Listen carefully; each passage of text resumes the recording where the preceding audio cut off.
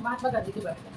तो हमने देखा था कि महात्मा गांधी ने साउथ अफ्रीका में उनको 1 ईयर के लिए भेजा गया था, बट 21 ईयर्स के बाद वहाँ पर भी सत्याग्रह मूवमेंट चलाने के बाद लोगों को वो वहाँ पर एंटी जस्टिस जो मूवमेंट चलाया, यानी कि काले गोरे रंग भेद जो नीति होती है उसके खिलाफ उन्होंने वहाँ पर मूवमेंट चलाया।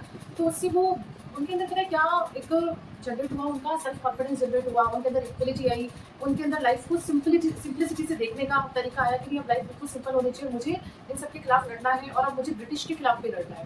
तो ये सब इनका वहाँ अफ्रीका से ये सब चीज़ें तय होती थी। 1915 में वो इंडिया आए वापस। जैसे ही वो इंडिया आए, चलिए हम फटाफट से चलते हैं। गांधी 1915 में came back to India, came back to India. आगे इंडिया आने के बाद अब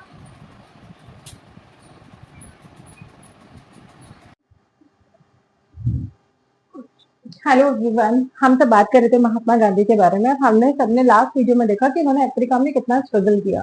देखिए, ये सब आपके बुक्स की पार्ट है। आपकी बुक की लाइन शुरू होती है कि गांधी जी इंडिया कब लौटे, पर गांधी ने क्या किया था उससे पहले, क्या नहीं किया था। 1869 में बॉर्न हो गए थे, 1915 में आ रहे हैं, तो आप खुद ही लगा लीजिए 55 ईयर्स का जो मेच्योर्ड पर्सन है वो वहां पर क्या कर कर आया। अपन को ये सब चीज देखनी तो पड़ेगी ना। तो अब इंडिया में उन्होंने क्या किया क्या नहीं किया, उसके लिए फटाफट से आइए मेरे पास। देखिए, गांधी जी आए 1915 में, came back to India, India आ गए। अब इंडिया आने के बाद देखो क्या था, कुछ चीजें हैं जिनको आपको समझना पड़ेगा, सुनना पड़ेगा। अब इनको भी चाहिए था एक मार्गदर्शन। तो इनके गुरु थे गोपाल कृष्ण गोखले। अब इनके गुरु थे गोपाल कृष्ण गोखले। अब गोपाल कृष्ण गोखले ने इनको सलाह दी, एडवाइस दी कि अरे भाई गांधी, तुमने वहां पर इतना सत्याग्रह मूवमेंट किया। तो देखो, अभी तक तो ये गांधी जी थे बस, मोहनदास करमचंद गांधी। फिर उसके बाद एक स्वामी शुद्धानंद है और एक रविन्द्रनाथ टैगोर है। इन्होंने इनको महात्मा डेजिग्नेटेड दिया कि भाई इनको जो डेजिग्नेशन मिला ना महात्मा का, वो यहाँ से मिला। अब ये इंडिया में आते ही क्या चीज से फेमस हो गए, महात्मा गांधी के नाम से। पहले तो ये चीज क्लियर करें कि महात्मा गांधी का नाम महात्मा कैसे पड़ा। Mahatma, I know you just know great soul. अब आ गए इंडिया वापस। फिर मैंने बताया आपको इनके गुरु थे गोपाल कृष्ण गोखले। इन्होंने इनसे कहा कि भाई तुमने वहां जब अपने विदेश में रहते हुए दूसरे देश के लोगों के लिए तुमने इतना किया, तो भाई अपने देश के लोगों को तो बाहर निकालो। तो बोले ठीक है, निकालते हैं। तो बोले उसके लिए पहले तुम पूरी जगह अपना प्रचार प्रसार करो। तो इनसे कहा कि भाई तुम पूरा इंडिया घूमो। तो इन्होंने क्या किया, 1915 में जब इंडिया वापस आए तो इन्होंने क्या किया, 1915 टू 1916 इंडिया विजिट, ये इंडिया विजिट इन्होंने की। अब इंडिया विजिट कर रहे थे। अब मैंने आपको बताया था कि जो कांग्रेस है, ये जो साइड में हमारे कांग्रेस चल रही है, ये कांग्रेस क्यों बनी क्यों नहीं बनी, ये सब मैंने बता दिया आपको। तो ये जो कांग्रेस है, ये हर साल आपको सेशन कराते हैं। तो इन्होंने 1916 में अपना सेशन कराया लखनऊ में। ये देखो, ये यहाँ पे कांग्रेस था, यूपी में, हमारे लखनऊ में यहाँ पर हमारा कांग्रेस का सेशन हो गया। अब यहाँ पर सब जगह के लोग आए, सब जगह के आए, महात्मा गांधी को भी बुलाया गया। अब यहाँ पे मीटिंग हो रही है भाई, ये देखो इस तरह से मीटिंग हो रही है। अब मीटिंग हो रही है यहाँ पर। अब मीटिंग में यहाँ पर एकदम से महात्मा गांधी बैठे हैं। यहाँ पर आता है राजकुमार शुक्ल। कौन आता है, राजकुमार शुक्ल। अब राजकुमार शुक्ल इनसे कहते हैं 1916 में, अरे गांधी जी, चंपारण में चल के देखो। अभी चंपारण कहाँ है, चंपारण है बिहार में। अरे यहाँ चल के देखो गांधी जी, कितना बुरा हो रहा है पेजेंट के साथ। पेजेंट क्या होता है, पेजेंट मीन्स होता है बच्चों स्मॉल फार्मर, PEASANT, यानी कि स्मॉल फार्मर। जो पेजेंट है इनके साथ कितना गलत हो रहा है, गांधी जी आप देखो तो सही एक बार। तो उन्होंने कहा अरे भाई भाई अभी टाइम नहीं है मेरे पास, अपन बाद में। पर राजकुमार शुक्ल इनके पीछे पड़ गए 1916 से। अब 1916 से पीछे पड़ने के बाद फिर राजकुमार शुक्ल, अब ध्यान दीजिएगा, अब इंपॉर्टेंट बात है, 1917 में पहला इनको ले गए बिहार। कहाँ ले गए, बिहार, चंपारण में। बिहार चंपारण में इनको ले गए, बिहार चंपारण में। अब बिहार चंपारण में इनको ले जाने के बाद वहां के जो पेजेंट है उनकी क्या प्रॉब्लम थी, एक्चुअली दे आर द, वो स्मॉल फार्मर्स थे और जो ब्रिटिश थे। एक्चुअली क्या होता है कि जो हमारा वर्ल्ड है, वर्ल्ड में जो इंडिया है वो कॉटन के लिए, इंडिगो के लिए और अपने मसालों के लिए, इन 3 चीजों के लिए बहुत फेमस है। यहाँ की चीजें बहुत अच्छी इंपोर्ट होती है, मतलब कि मतलब आप ये देखो बहुत ज्यादा एक्सपोर्ट होता है, ये वाला सारा माल ब्रिटिश यहाँ से भेज देते हैं। अब भेजने के बाद तो क्या था कि इनको बार बार फोर्स किया जा रहा था कि इंडिगो की कल्टीवेशन करो। अब फार्मर्स को क्या नुकसान होता है इंडिगो से? एक्चुअली जो इंडिगो होती है ना, वो सॉइल का फर्टिलिटी लेवल बिल्कुल खत्म कर देती है।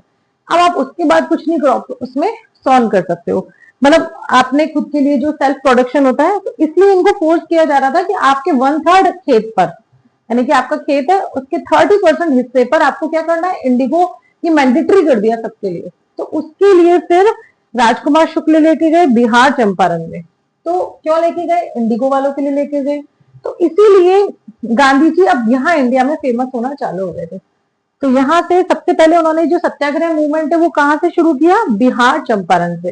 तो मैं एक बार आपको ये कर देती हूँ, आपको समझ में आ जाएगा। देखो सबसे पहले कहाँ गए? बिहार चंपारण में, बिहार चंपारण में for the indigo small peasant, क्योंकि उन्होंने रिफ्यूज कर दिया था कि we will not solve indigo, क्योंकि उनसे कहा जा रहा था कि 1/3 हिस्से पे आपको कौन सी कल्टीवेशन करनी है? इंडिगो की करनी है। अब सेकंड आता है, अब यहाँ पर ये कब के ईयर बहुत इंपॉर्टेंट है, 1917। कब का है? 1917। अब देखिए, अब एक हुआ था 1917 में, अब दूसरा है 1918 में। 1918 में 2 हुए थे, 1917 में एक हो गया, 1917 में 2 हुए। अब 2 कौन से हुए देखिए। उसके बाद ये गए अहमदाबाद, गुजरात में, अहमदाबाद में कॉटन मिल वर्कर्स के लिए। कहा किसके लिए गए थे बच्चों? कॉटन मिल वर्कर्स के लिए। अब इनको क्या प्रॉब्लम थी? एक्चुअली इन्हें चाहिए था 50% बोनस। क्या चाहिए था कॉटन मिल वर्कर्स को? 50% बोनस। जो मालिक था वो कितना दे रहा था? 20%। कितना दे रहा था? 20%। तो मालिक कितना दे रहा था? 20%। इनको चाहिए था 50%। तो फिर गांधी जी को बुलाया गया, क्योंकि इन्होंने क्या कर दी थी, कॉटन मिल वर्कर्स ने स्ट्राइक कर दी थी और दोनों के बीच में बहुत ज्यादा झगड़ा हो रहा था। तो फिर गांधी जी ने जाके इनको 35% बोनस देने की बात करी। इस तरह से गांधी जी फेमस हुए। अब गांधी जी इन तीन मूवमेंट चलाए गांधी जी ने, तो 3 में से सबसे ज्यादा किससे फेमस हुए? ये सबसे ज्यादा फेमस हुए खेड़ा से, गुजरात। एक्चुअली यहाँ से क्या हुआ था 1918 में, यहां से करने के बाद ये यहां चले गए। 1918 गुजरात में क्या हुआ कि गुजरात में खेड़ा में बहुत ज्यादा, जब हमारे यहाँ पर बहुत ज्यादा सूखा पड़ जाता है, ड्राइनेस हो जाती है, तो अगर किसान के पास अगर रेनफॉल भी नहीं हुई तो वो कल्टीवेशन कैसे करेगा? अब कल्टीवेशन ही नहीं हुई तो रेवेन्यू कैसे देगा? तो दे आर उनकी सिचुएशन ऐसी थी कि they are unable to give the revenue, they can't pay tax, can't pay tax, can't pay revenue. देखो बच्चों, मेरे पास आज एक बात आई थी, भाई नोट्स बनवाने की बात आई, तो मेन चीज क्या है, देखो मैं आपको एक्सप्लेन कर दूं। अब आप वीडियो रोक रोक के अपने खुद के सेल्फ नोट्स बना सकते हैं। जो आपके एनसीईआरटी की एक एक लाइन है ना, बहुत अच्छी बुक है, अगर आप उसे समझेंगे और पढ़ेंगे अच्छे से तो ये है 50% बोनस अहमदाबाद के कॉटन मिल वर्कर्स के लिए, और यहाँ पर दे कांट पे द रेवेन्यू। तो 1918 में अब ये वाला फेमस क्यों हुआ? क्योंकि इस खेड़ा गुजरात वाले में कौन आ गया था? सरदार वल्लभ भाई पटेल। यहां पर आ गए थे सरदार वल्लभ भाई पटेल।